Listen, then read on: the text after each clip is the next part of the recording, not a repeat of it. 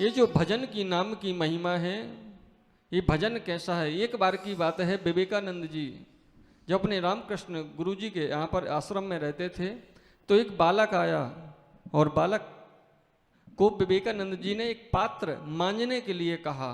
तो कहता है कि गुरुजी, ये बार बार रोज रोज मांजने की जरूरत क्या है, हफ्ते में एक बार मांज लिया करो, ये साफ हो जाएगा।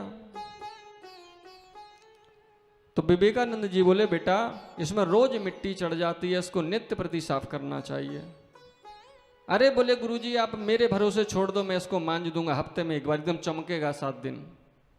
विवेकानंद जी ने वो पात्र उसी को दे दिया, बोले अब हफ्ते भर बाद लाना इसको। हफ्ते भर बाद जब वो लाया, उस पात्र को रगड़ने लगा और 1 घंटे तक जब नहीं साफ हुआ, तो विवेकानंद जी बोले क्या हुआ? बोले गुरुजी तो साफ ही नहीं हो रहा है। बोले क्यों? बोले इसमें इतनी धूल जम गई है कि अभी साफ होने का नाम। बोले इसलिए मैंने कहा था कि इस पात्र को नित्य प्रति मांजा करो। ये पात्र क्या है? विवेकानंद जी उपदेश करना चाहते हैं, ये पात्र हमारा मन है। क्या है? यदि हम रोज इसको भगवान के भजन में नहीं लगाएंगे तो फिर लगने वाला, फिर जितना मर्जी मांझो फिर मंजेगा नहीं। क्योंकि इसमें 60 साल तक तो आपने बीवी, बच्चे, पत्नी, रिश्तेदार, पोते, संबंधी बसा लिए जो मन में, और फिर आप बाद में कहो पंडित जी अब कंठी में मन नहीं लगता। क्योंकि पात्र को आप नित्य प्रति साफ करेंगे तभी ये साफ हो रहेगा। यदि इसकी सफाई नहीं करेंगे तो फिर जल्दी से सफाई होने वाली। तो श्री सूत जी महाराज सोनकादिक ऋषियों को कल तक कथा श्रवण करा रहे थे। सुखदेव जी का आगमन हुआ। भक्तराज राजा परीक्षित को सभी ऋषियों ने सुखदेव जी के सामने बिठा दिया। और सुखदेव जी कैसे अवधूत वेश को धारण करके सभी ऋषियों, संतों, महंतों सभी ने उनका स्वागत किया।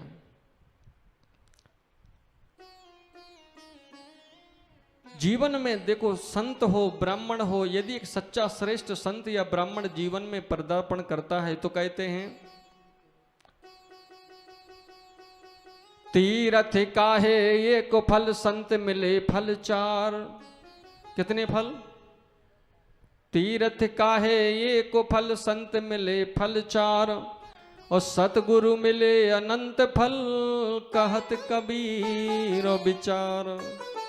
यदि अच्छा सदगुरु प्राप्त हो जाए तो अनंत फल जिसकी कोई कामना नहीं की जा सकती। हमारे जीवन में एक सच्चा गुरु यदि आ जाए, सबरी के जीवन में मतंग ऋषि का पर्दापण हुआ तो सबरी को राम की प्राप्ति हुई। एक संत भगवंत से मिलन करा देता है। सुग्रीव के जीवन में एक संत हनुमान जी पधारे तो भगवंत की मुलाकात हो गई। फिर उसको वहां से कहीं जाना नहीं पड़ा। उसी पर्वत पर, ऋषिमुख पर्वत पर राम जी स्वयं सुग्रीव को ढूंढते हुए आ गए। हमारे जीवन में एक संत और एक अच्छे ब्राह्मण का जब पर्दापण हो, जब हमारी निष्ठा उसमें जग जाए, उससे हमें प्रेम हो जाए, समझ लेना यही आपका कल्याण करने वाले हैं।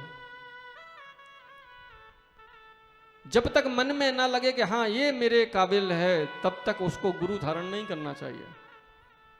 जब प्रेम हो जाए, एक निष्ठ हो जाए कि हाँ ये मेरा कल्याण कर देगा। और गुरु तो वह है जो मैंने कल बताया था, गुरु गोविंद दोऊ खड़े काके लागू पाए बलिहारी गुरु आपने। ऐसे गुरु मिले जो गोविंद दियो मिलाए।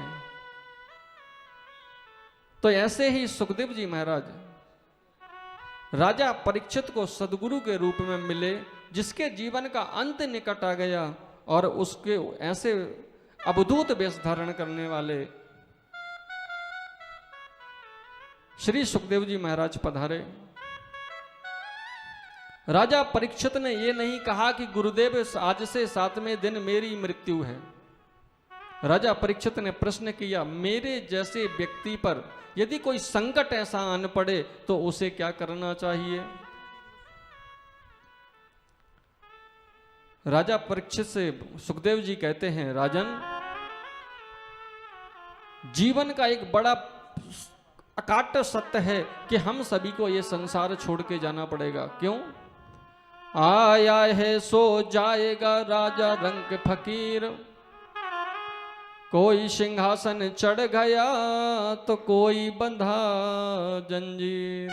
ये सत्य है, हम सबको जाना है, फिर भी ये मन इतना वो है कि वो ये नहीं मानता कि मैं जाने वाला हूं। इस मनुष्य को संसार में ऐसे भटका देता है और उसको फंसा देता है कि जैसे मानो मैं मरने ही वाला नहीं हूं। फिर वो मन हवेलियों में फंसता है, बच्चों में फंसता है, पोतों में फंसता है, रिश्तेदारों में फंसता है, और फिर वो सोचता है अपने आप को अब तो मैं अमर हो गया।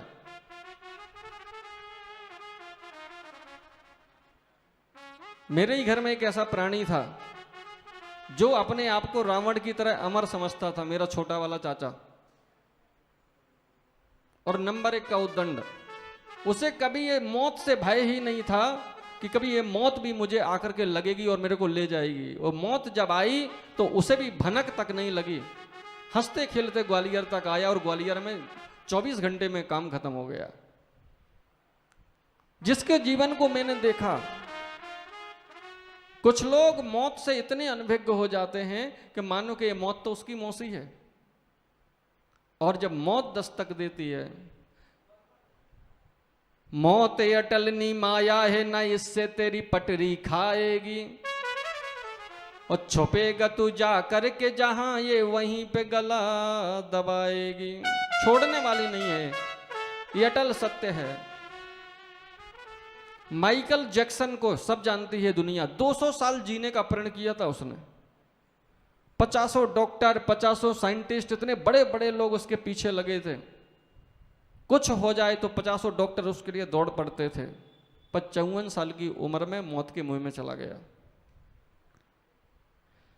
तो श्री सुखदेव जी कहते हैं कि राजन, मृत्यु अटल है, पर मृत्यु को बनाना और बिगाड़ना ये हमारे हाथ में है। क्या है?